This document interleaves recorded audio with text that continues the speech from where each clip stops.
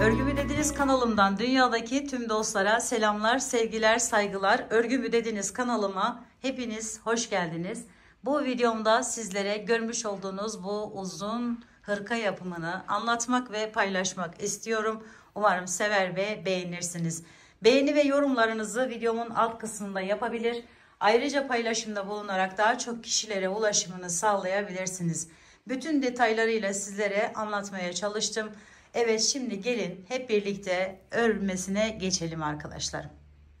Hırkamı yaparken kullanmış olduğum iplerim. Şöyle başlayayım arkadaşlarım. Nako Paris markası.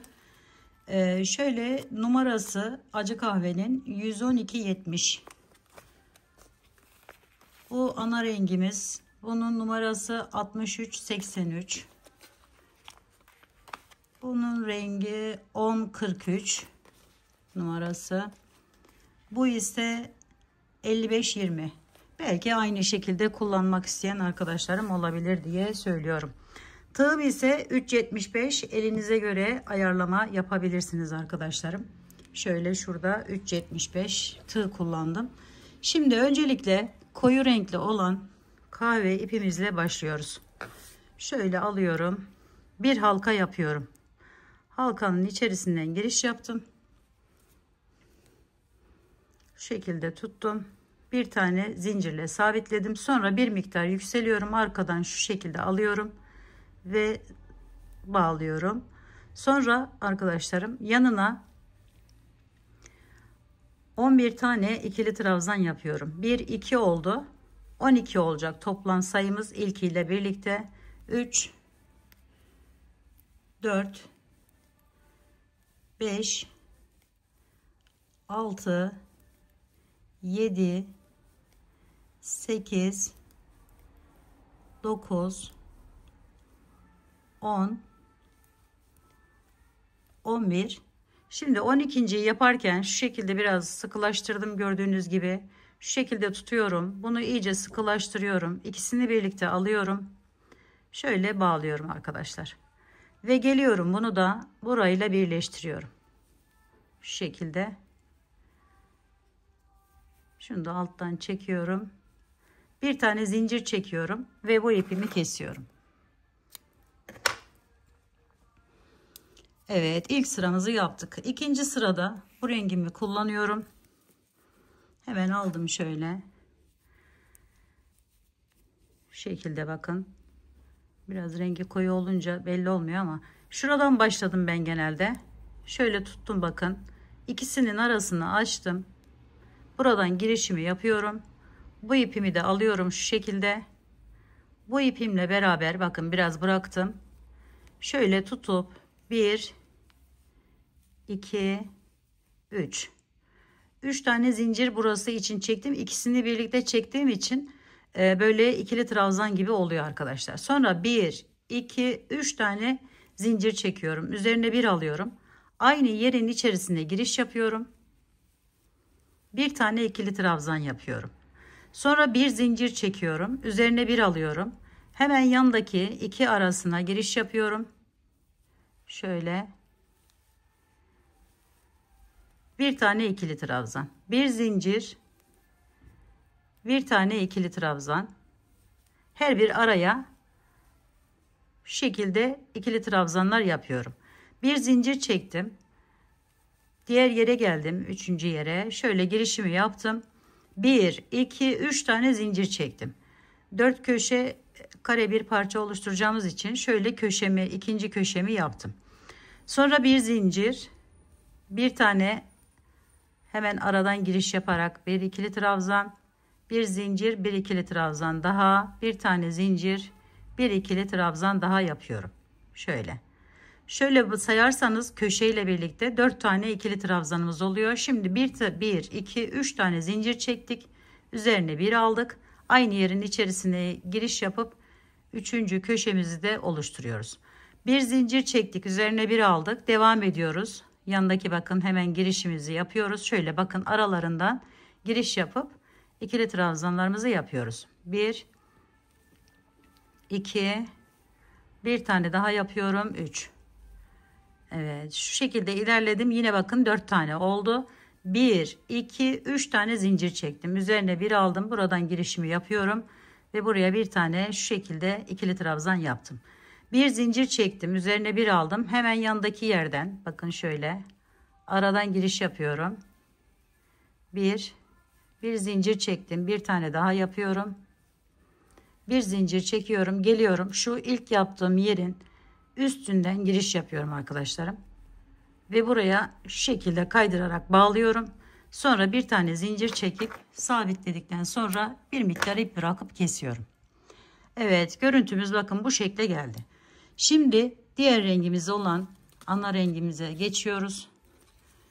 Şöyle ben bunu kullanmak istedim. Hemen bu rengimi aldım.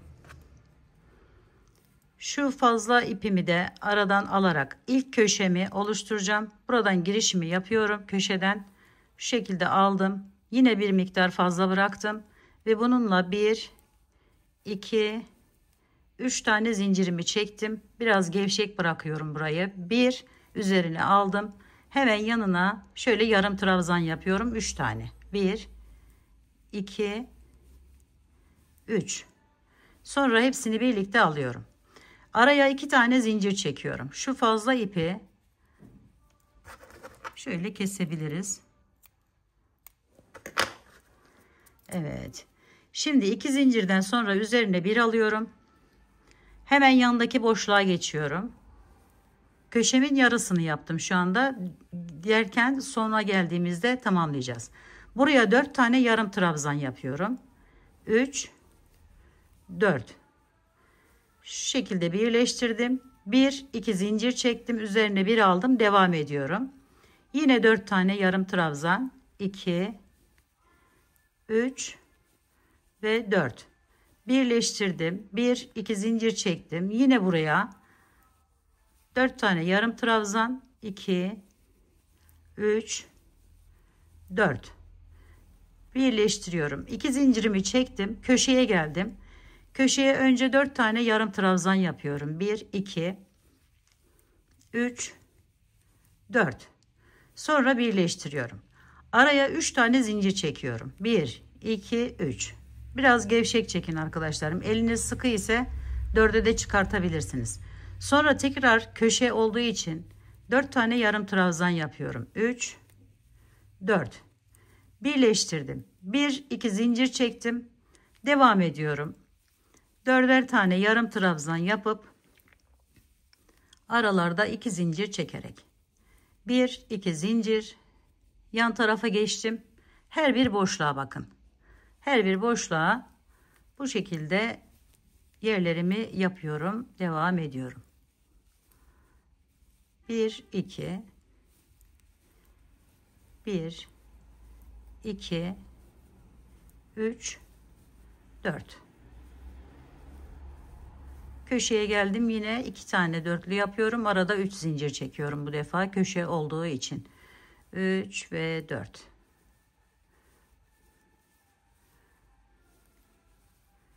Bu sırayı da bu şekilde tamamlıyoruz.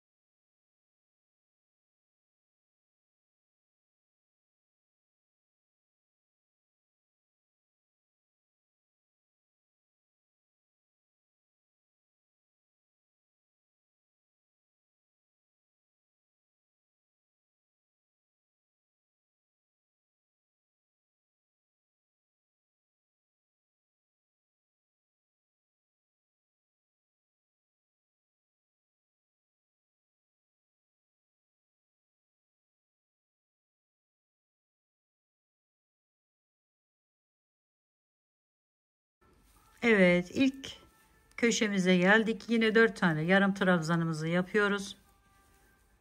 Sonra birleştirdim. 1, 2, 3 tane zincirimi çektim.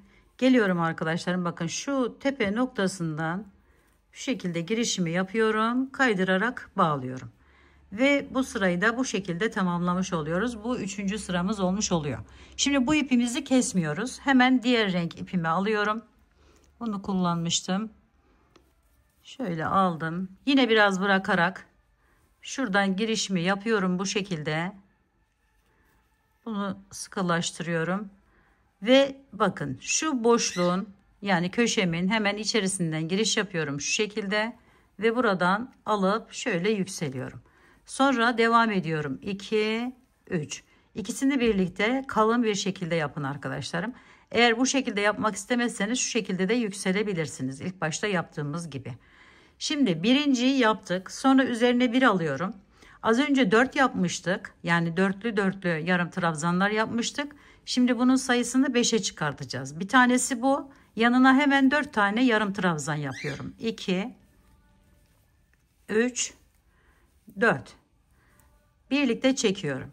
Bu defa 3 zincir çekiyorum arkadaşlar. 1, 2, 3. Sonra geliyorum. Bu ipim burada kalıyor. Üzerine bir aldım. Hemen yanındaki bakın şu aradan giriş yapıyorum. Şöyle 5 tane yarım trabzan yapıyorum. 2, 3, 4, 5. Sonra birleştiriyorum. 1, 2, 3 tane zincir çekiyorum. Üzerine bir aldım. Devam ediyorum. Her bir araya birer tane yani böyle yaprak gibi yer yapıyoruz. 3 oldu. 4, 5. Birleştirdim. 1, 2, 3 zincir çektim. Üzerine bir aldım. Yine 5 tane yarım trabzan.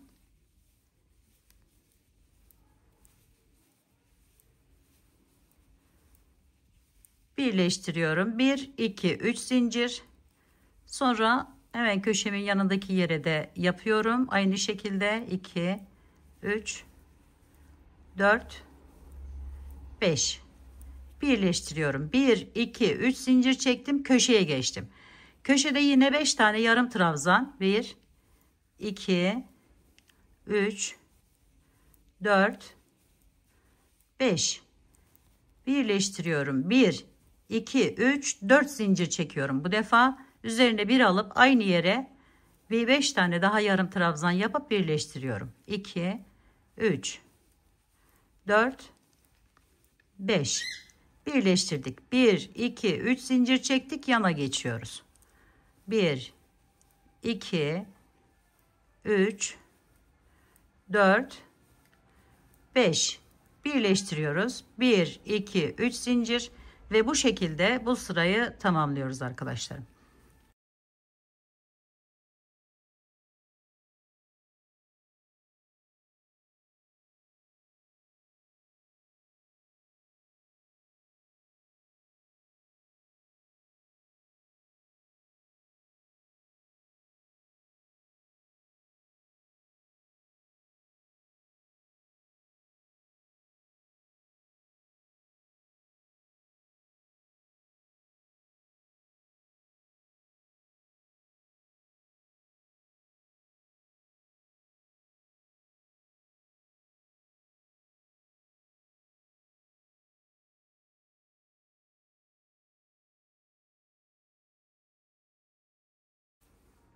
4 zincir var bu sırada. Artık bundan sonra hep bu şekilde devam edecek. 5 tane yarım trabzan olacak. Arada 3 zinciri olacak. Sadece köşelerde 4 zincire çıkartıyoruz sayıyı. 3, 4, 5.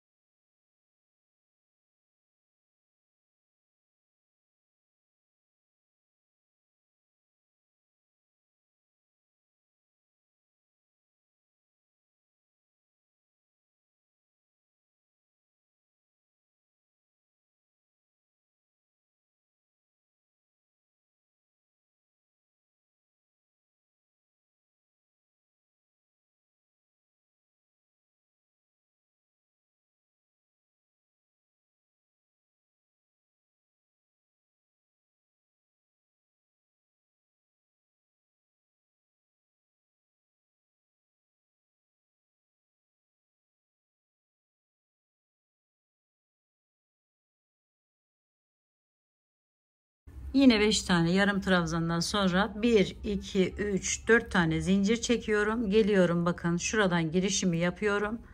Bu ipimi de yukarıya doğru çektim. Şöyle tamamlıyorum.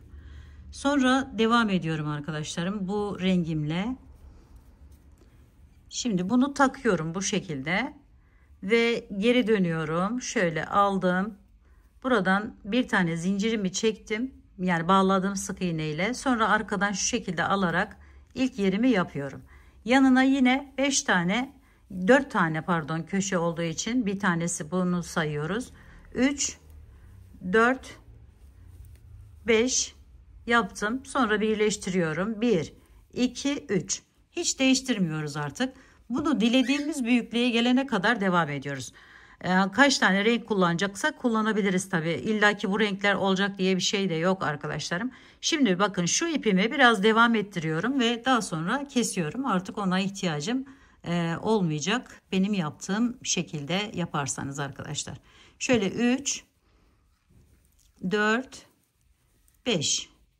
5'e tamamladım. Birleştiriyorum. 1, 2, 3 zincir. Aynı alt sırada yaptığımız gibi. 2, 3, 4 ve 5. 1, 2, 3 zincir devam ediyoruz. Burayı da yapalım ve diğer ipimizi keselim artık. 2, 3, 4, 5. Birleştirdik. 1, 2, 3 zincir çektik. Bu ipimizi şöyle biraz çekelim ve keselim. Onunla olan yerimizi tamamlamış olduk. Evet, bakın bu şekilde devam ediyoruz arkadaşlar. Daha sonra üzerine kahverengi ipimizle aynı şekilde bunu bağladığımız gibi bağlayıp kahverengiyle daha sonra tekrar bu renkle tamamlıyoruz ve motifimizi tamamlamış oluyoruz arkadaşlarım. 3 tane zincirimi çektim, devam ediyorum. 2, 3, 4, 5. Hiçbir değişiklik yapmıyoruz. Aynı şekilde devam ediyoruz ve motifimizi tamamlamış oluyoruz arkadaşlar. 1, 2, 3, 4. Sadece dikkat etmeniz gereken burada 4 zincir köşelerde, aralarda 3'er zincir ve 5 dolgu. 2, 3, 4, 5. Birleştirdik. 1, 2, 3 zincir. Devam ediyoruz.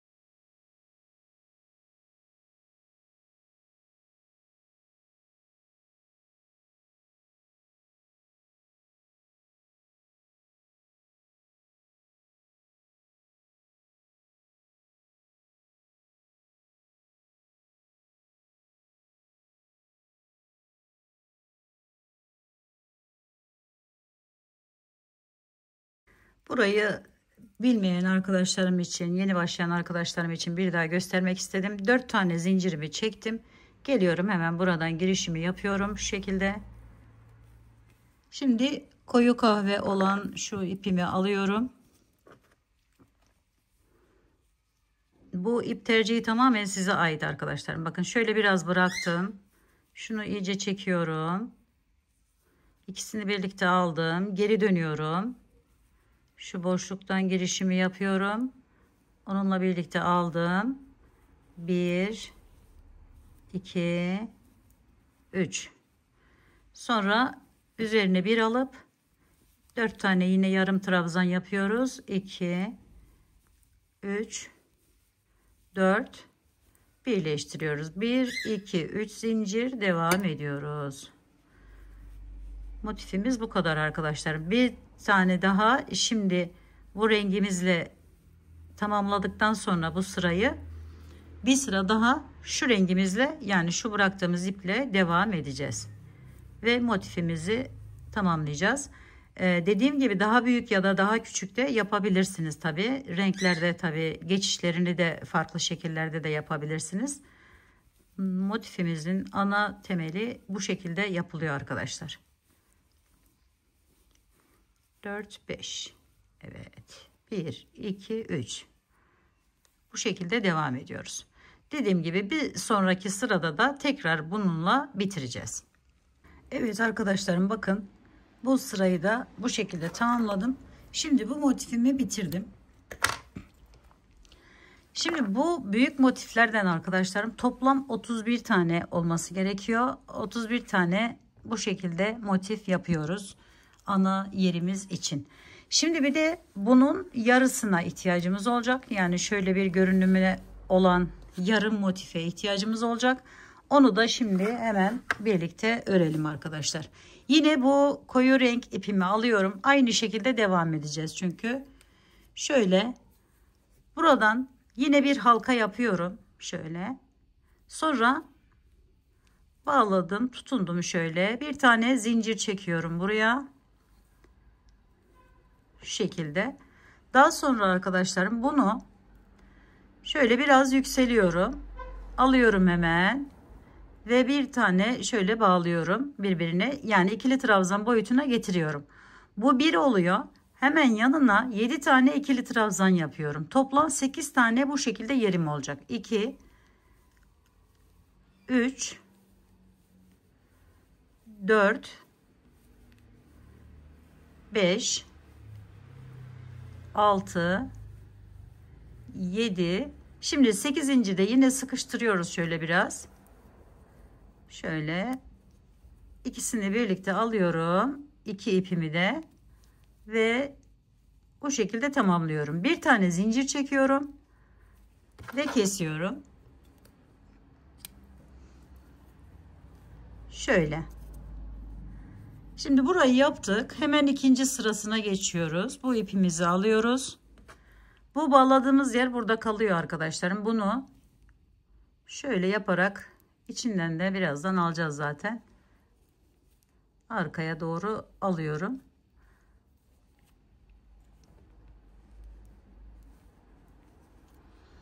Şimdi şu ilk yaptığımız yer arkadaşlarım, şurası ilk yaptığımız yer. Buranın hemen üstünden giriş yapıyoruz şu şekilde. Sonra bu renk ipimizle ikinci sıramızı yapacağımız için bu rengimi aldım.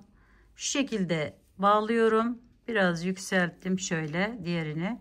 1 2 3 tane bu kalın bir şekilde ikili trabzan boyutuna getirdim. Sonra 1 2 3 tane zincir çekiyorum. Üzerine bir alıyorum.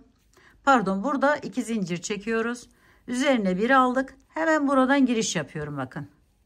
Buradan yanındaki yerden, aradan. Bunu üstünden alıyorum, bunu içinden alıyorum arkadaşlar. Bir tane zincir, üzerine bir aldım. Hemen yanındaki yerden yine girişimizi yapıyoruz.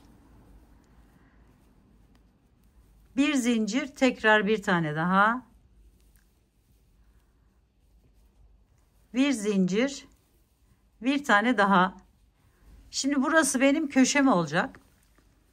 Köşem olacağı için 3 tane zincir çekiyorum. 1 2 3. Sonra üzerine bir aldım. Hemen buradan giriş yapıyorum. Aynı yere. İkili trabzanımı yapıyorum. Bir zincir çektim. Yanından devam ediyorum. Yine bir tane daha yapıyorum. Bir zincir. Şimdi son yere geldim bakın. Son boşluğum. İkisinin arası. Girişimi yapıyorum. Yine ikili trabzanımı yapıyorum. 1 2 zincir çekiyorum. Üzerine bir aldım. Hemen bu en son yapmış olduğum ikili trabzanımın üstünden şöyle girişimi yaparak buraya, evet, ikili alalım mümkünse. Şöyle bakın. 1 2 3.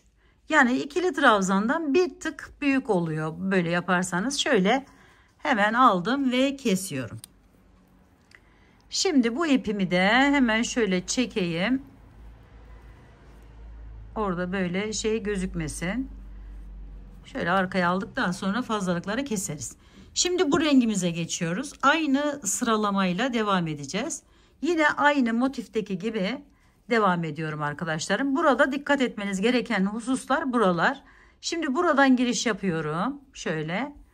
Ve bunu bağlıyorum. Yine ikili bir vaziyette 1 2 3 tane zincir çekiyorum. 1 2 tane zincir de bu araya çektim. Üzerine bir aldım. 4 tane yapıyorum. Yine aynı motifteki gibi arkadaşlarım. 2 3 4. Sonra birleştiriyorum. 1 2 zincir çekiyorum. Araya üzerine bir aldım. Yine girişimi yapıyorum. 1 2 3 4. İlki dörtlü, diğerleri beşliydi. 1 2 zincir çektik. Devam ediyoruz.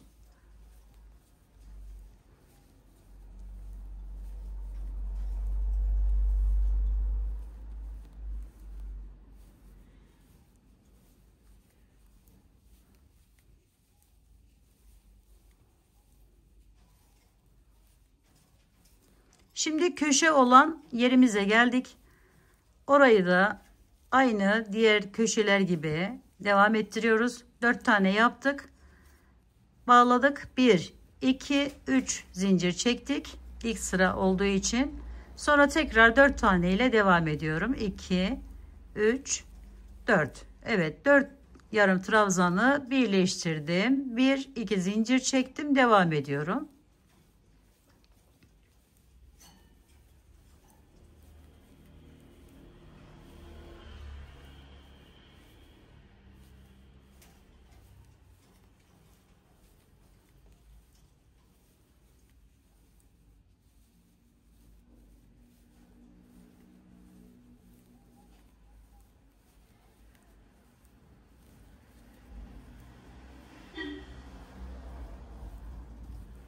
Son yerin içerisine giriş yaptım. Yine 4 tane yarım trabzan yapıyorum. 2, 3 ve 4.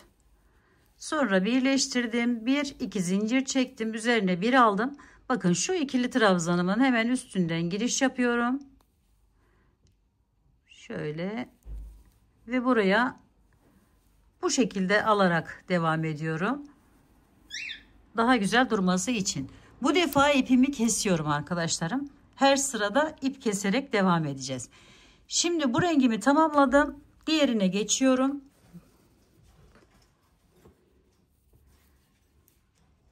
Yine bakın şu hemen üstünden şöyle ilkinin üzerinden giriş yapıyorum.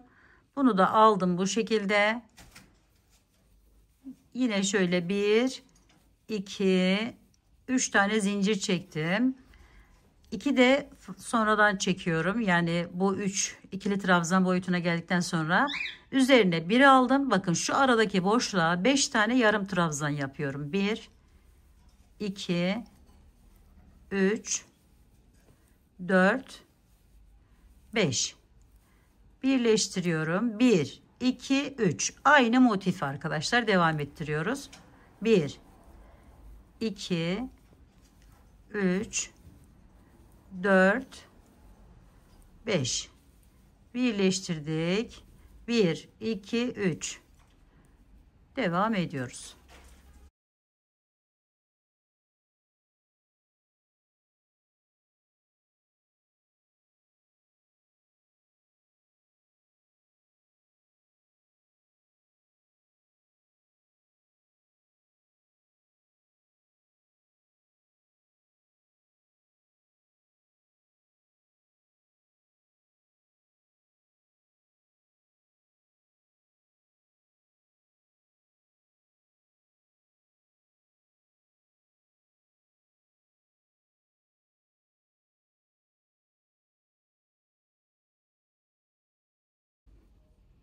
Köşeye geldim. Yine aynı şekilde 5 tane yarım trabzan.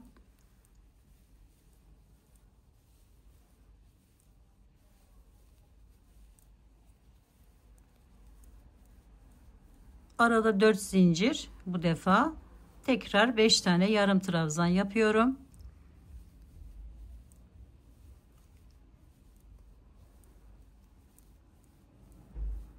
Sonra devam ediyorum.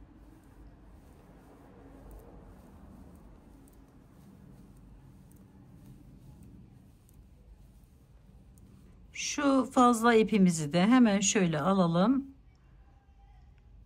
O da aradan gitsin arkadaşlar. 1, 2, 3 zincir çektik. Devam ediyoruz.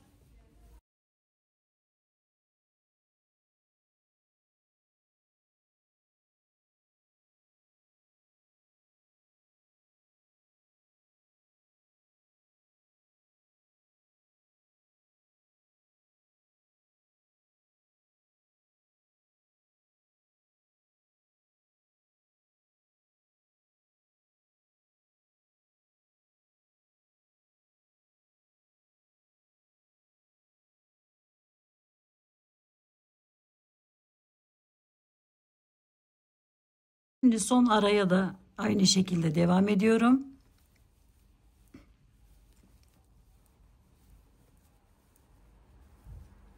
Bir iki zincir çektim. Üzerine bir aldım. Kenar olduğu için arkadaşlarım hemen üstünden giriş yaptım. Ve buradan şu şekilde alarak tamamlıyorum. Bu rengimi. Ve kestim ipimi. Evet bakın şöyle bir görüntü. Şimdi bu rengi tekrarlayacağız arkadaşlarım. Aynı şimdi yaptığımız renkteki gibi 5 5 olarak. Daha sonra kahverengi rengimizle devam edip daha sonra tekrar aynı rengi kullanıp artık bunu da tamamlayacağız. Şöyle bir daha bağlamasını göstereyim size, başlamasını. Hemen buradan giriş yapıyorum. Bakın şu üstünden şöyle girişimizi yapalım. Sonra bunu biraz fazla bırakıyorum. Bakın şöyle. 1, 2, 3 tane zincirimi çektim. 1, 2 tane daha çekiyorum ve devam ediyorum. 1, 2, 3, 4, 5. Tamamladım. 1, 2, 3 zincir. 1, 2, 3, 4, 5. 2, 3. Evet, bu şekilde yaparak şimdi bundan sonra koyu kahve, bakın şu, daha sonra da bu renkle tekrar bu yarım motifimizi de tamamlayacağız ve ekleme işlemine geçeceğiz arkadaşlar. Evet arkadaşlarım, bakın yarım motifimizi de bu şekilde tamamladım. Şimdi ben sizlere, bundan da 9 tane var arkadaşlar. Şöyle bir daha sayayım. 2, 3, 4, 5, 6, 7, 8, 9. Evet, 9 tane de yarım motifleri bizden var. Bunlardan 31 tane toplamda. Şimdi bu şekilde dörtlü olarak yapacağım arkadaşlar. Yani uzunluğu 4 motif olarak ve böyle bir şekilde duracak. Yani çapraz bir şekilde duracak.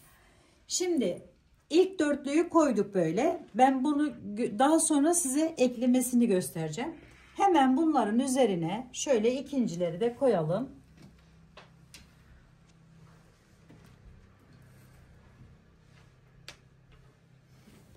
Buraya da koyalım.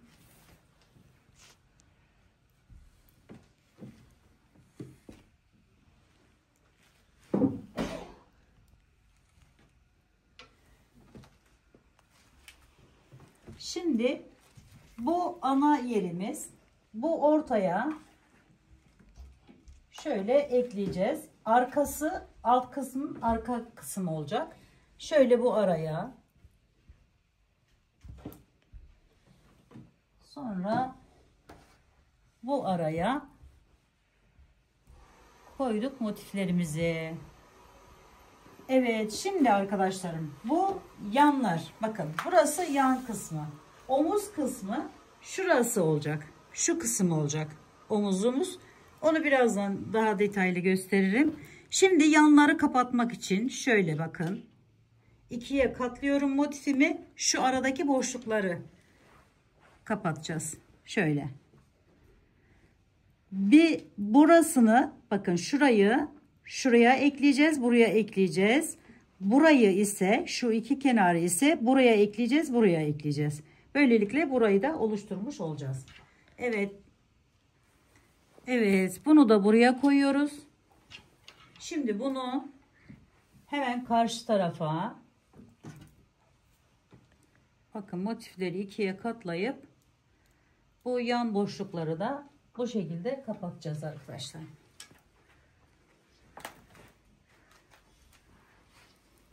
Şöyle bakın. Şimdi burayı da tamamladıktan sonra şöyle bir görüntü elde ediyoruz. Burası arkadaşlarım arka kısmı. Hemen bu yan yarım motifimizi alıyoruz. Şu arkanın şu boşluğuna getiriyoruz. Buralar omuz kısmı olacak arkadaşlar. Şimdi bu yarımları ise bakın şurada öne gelecek yerde, gelen yerde şöyle buraya ve buraya ekliyoruz. Bu şekilde. Şöyle bakın. Hemen bunu da böyle yapalım. Bunu buraya. Bunu da buraya. Evet. Şimdi bakın 2 tane yarım motifim kaldı. Burada da 9 tane tam motifim kaldı. Şimdi kol kısmına geçeceğiz arkadaşlarım. Burayı da bakın yine bu motifimizi şöyle ikiye katlıyoruz. Geliyoruz arkadaşlar. Burası önemli. Şimdi bakın buradan arka kısmına burayı ekliyoruz. Sonra çevirip burayı da buraya ekliyoruz. Ön kısmındaki yere. Gelen yere. Şöyle birazcık çekelim. İnşallah buraya sığdırabiliriz bir tanesini. Tam olarak görmenizi istiyorum çünkü. Şimdi birini bu şekilde yaptık. İkinci motifimizi alıyoruz bu şekilde. Bakın yine katladım. Getiriyorum arkadaşlarım bunu. Bu buraya kadar geliyor arkadaşlar. Bakın şu köşelerden şuradan başlayıp buraya kadar çıkıyor. Şimdi bunu da alıyorum. Buna ve bunun diğer yarısına şuraya ekliyorum. Şöyle. Sonra üçüncüyü alıyorum. Yine onu katlıyorum. Aynı bunun hizasından bu şekilde buraya ekliyorum. Ve yarım olan motifimi alıyorum. Şöyle katlıyorum. Bakın şu doğan boşluğa şuraya kapatıyorum burayı. Ve böylelikle kolunu da oluşturmuş oluyoruz arkadaşlar. Şu şekilde yaparak. Ve gördüğünüz gibi böyle bir hırka çalışması ortaya çıkmış oluyor. Bu üçü de yine diğer kol oluyor arkadaşlar. Kolları şu şekilde ekliyoruz yani birbirine. Şöyle bir buradan bir daha göstereyim. Şöyle yapıyoruz. Bunu da bu şekilde yapıyoruz. Bu yarımı da şöyle katlayarak şuraya ekliyoruz. Evet arkadaşlarım, şimdi ekleme işlemini nasıl yapacağız ona geçelim hemen. Bakın şu iki parçam ters taraflarını daha önce yukarıda iyi yazan yere basarsanız arkadaşlarım, hırka yapmıştım. Uzun olan hırkam. Onu da bu şekilde birleştirmiştim. Şöyle de birleştirebiliriz. Bu fazla kalmış ipimiz burada. Şimdi ipimizi alıyoruz. Şuradan. Şöyle arkadaşlar, tersi bakın. Motiflerimizin tersi.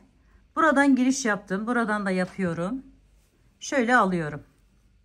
Ve buraya yine bu ipi kaybetmek amaçlı şöyle 1, 2, 3, 4 tane zincir çekiyorum.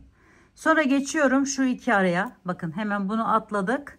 İki araya geçiyorum. İkisinin arasından giriş yapıp buraya ekliyorum. Bu gevşek olsun arkadaşlar. 4 yetmez, hatta 5 de çekebilirsiniz bu zinciri. Kesinlikle bu gevşek olmalı. Şöyle geniş geniş olsun diye. Sıkmasın yani. Her bir boşluktan bakın şöyle giriş yapıp bakın eklemesi çok kolay. Bu şekilde ekliyoruz. 1, 2, 3, 4. Ben 4 çektim. Dediğim gibi 5'e de çıkartabilirsiniz sayıyı. 1, 2, 3, 4.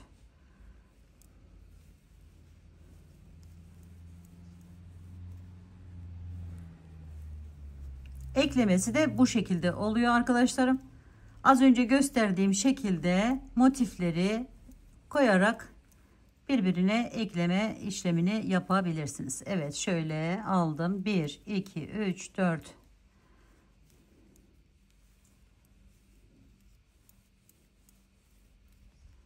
Evet, son köşeye geldim. Köşeden de birleşimimi yapıyorum.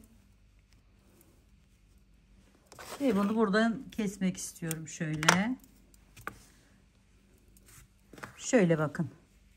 Ön taraftan görünümü de bu şekilde oluyor. Evet, şimdi bu şekilde yaparak devam edelim arkadaşlarım. Bu hatta şöyle yapalım bunu. Kol yerimiz olsun. Onu eklenmesini göstermiş olalım aynı zamanda. Şöyle bakın. Hemen buradan kesmiştik. Keşke kesmeseydim. Şöyle birleştirelim şimdi. Yine aynı şekilde bakın. Arada boşluk var. Şöyle ikisinden tersinden şöyle katladığınızı düşünün. Şu şekilde. Şu ipime bağlayayım. Devam edeyim onunla. Kolunun da eklemesini göstermiş olalım. Bilmeyen arkadaşlarım için özellikle. Şöyle getirdim. Şimdi bu köşeden hemen şöyle girişimi yapıyorum. Burası zaten birleştirmiştik az önce. Oradan da şöyle geçiş yapıyorum oraya. Ve bunları birlikte böyle bir sık iğne ile tutturuyorum. Sonra 1, 2, 3, 4 tane zincir çektim. Devam ediyorum. Hemen yanındaki yeri çaprazlamasına bir şekilde buraya birleştiriyorum. 1, 2, 3, 4 zincir çektim. Diğerine geçiyorum. 1, 2, 3, 4. Hemen getiriyorum buraya ekliyorum. 1, 2, 3, 4. Getirdim. Buraya ekliyorum.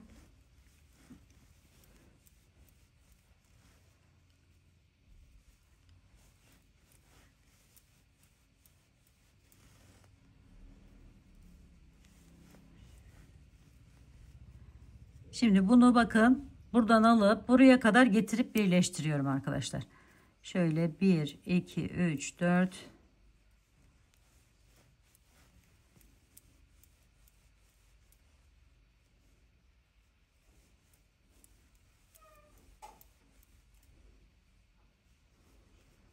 Son yerim, şöyle girişimi yapıyorum buradan.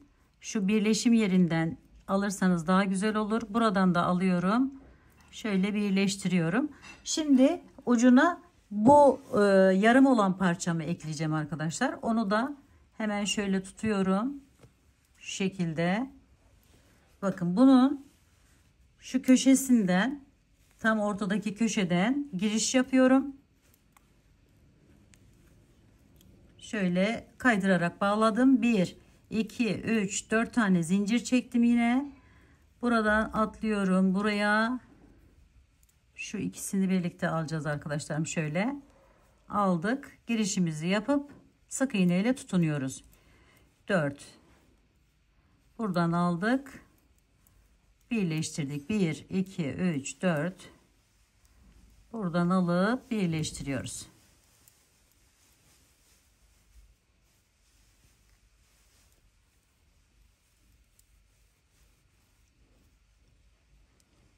Kolu biraz daha karışık diye size burayı göstermek istedim arkadaşlarım. Şöyle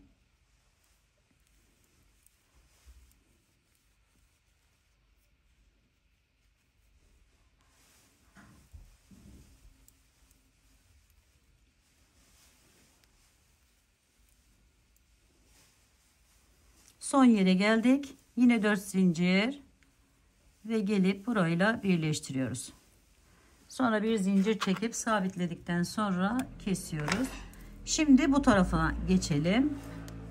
Burayı da buraya ekleyeceğiz. Onu da yine aynı şekilde şuradan başlayalım ve devam edelim arkadaşlar. Şöyle birleşim yeri burası. Hemen buradan aldım. Buradan da girişimi yapıp alıyorum. 2, 3, 4. Geldim hemen şöyle. İlk boşluktan giriş yaptım ve oraya sık iğne ile sabitliyorum. 2, 3, 4. 1, 2, 3, 4. Sırayla her bir boşluktan giriş yapıp ekliyoruz.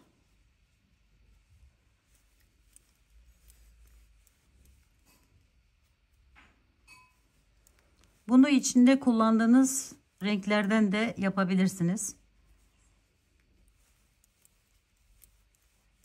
Birleştirme işlemini.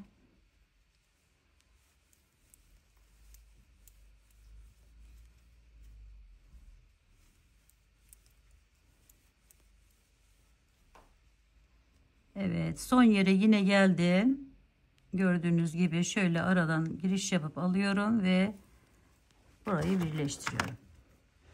Uçlarına arkadaşlarım, bunu daha sonra söyleyecektim ama şimdi hepsini ekledikten sonra bakın bir çevirelim, şöyle biraz ip bırakayım.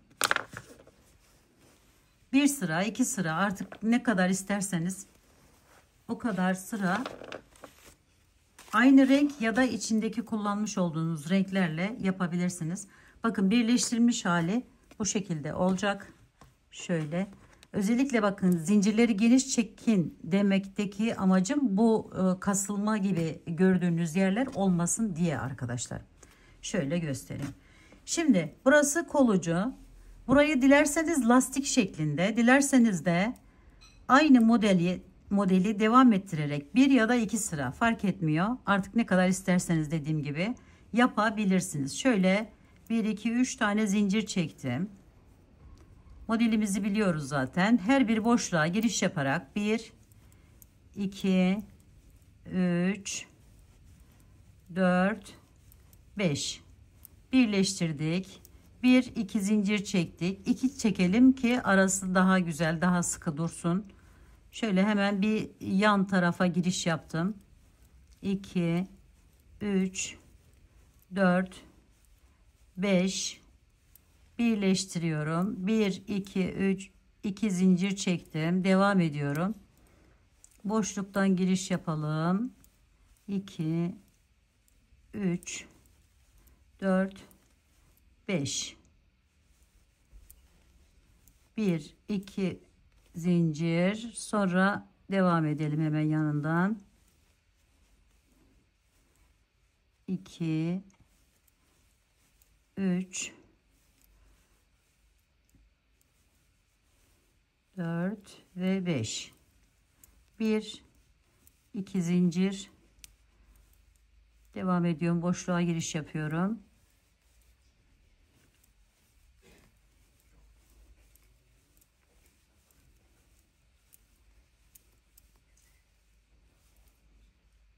Şöyle ortasından alalım.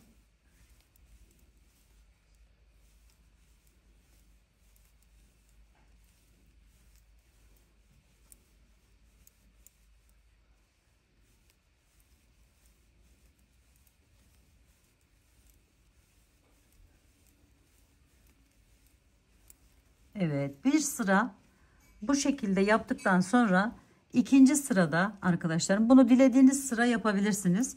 İkinci sırada ben şöyle bir işlem yapmayı düşünüyorum. Bakın şuradan giriş yapıyorum. Gene hani dönüp geldikten sonra hemen şöyle aldım. 1 2 3 tane zincirimi çektim.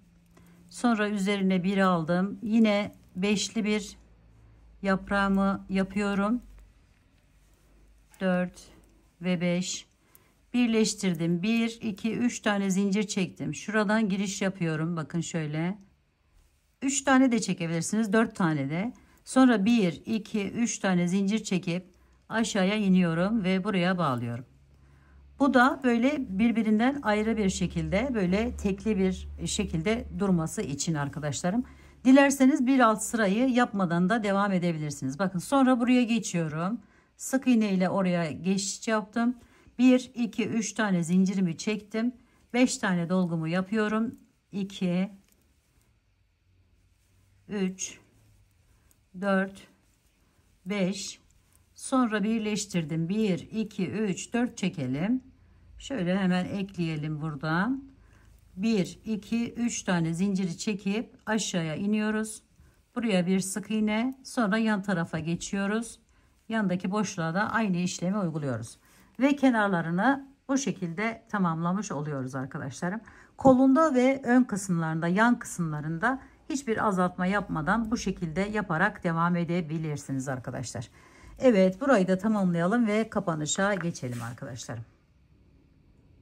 Evet arkadaşlarım, bakın şöyle yerde yaparsanız çok daha rahat edersiniz. Şöyle bakın, 1 2 3 4, burası ön kısmımız, öne gelecek olan dörtlü yerimiz. Burası arada ve koltuk altında kalacak olan yerimiz, motiflerimiz. Burası sırtın uzun tarafı. Şöyle devam edeceğiz şimdi. 4 4 dörtleyeceğiz buraları.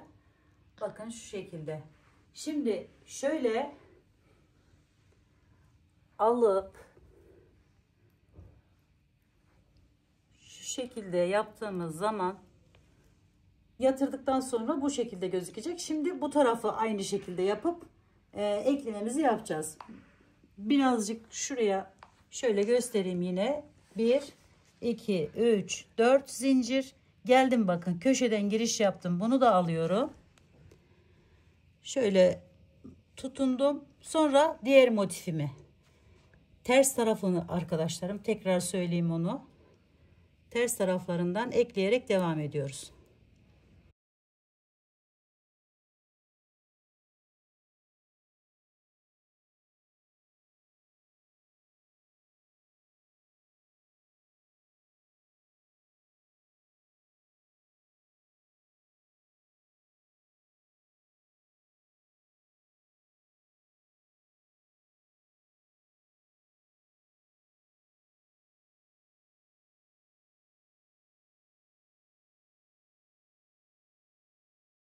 Evet, bu şekilde bunu buraya tekrar bir tane daha gelecek ve aynı diğer taraf gibi olacak arkadaşlar. Evet arkadaşlarım, bakın hırkamız bu hale geldi. Şimdi arkadaşlarım, çok önemli bir şey söylemem gerekiyor sizlere. Motifler çok büyük olduğu için şöyle bir sıra daha yapmıştık altına. Yani burayı 4 tane yapmıştım. 1 2 3'e düşürdüm. Onu da söylemek istiyorum sizlere. Çok büyük oluyor arkadaşlarım. Bakın böyle. Allah'tan boyu uzun olduğu için bu kadar yeterli oldu. Siz daha kısa da yapabilirsiniz. Ya da bu ölçülerde de yapabilirsiniz tabii ki. Evet, görünüm bu şekilde. Umarım sevmiş ve beğenmişsinizdir. Yapacak olan arkadaşlarıma şimdiden kolaylıklar diliyorum. Örgü dediniz kanalıma abone olmayı, beğenmeyi, yorum yapmayı, paylaşımda bulunmayı unutmazsanız çok mutlu olurum. Bir dahaki en farklı, en değişik örgü model, teknik ve tasarımlarında görüşmek üzere. Hoşça kalın, sağlıkla kalın. Allah'a emanet olun arkadaşlar.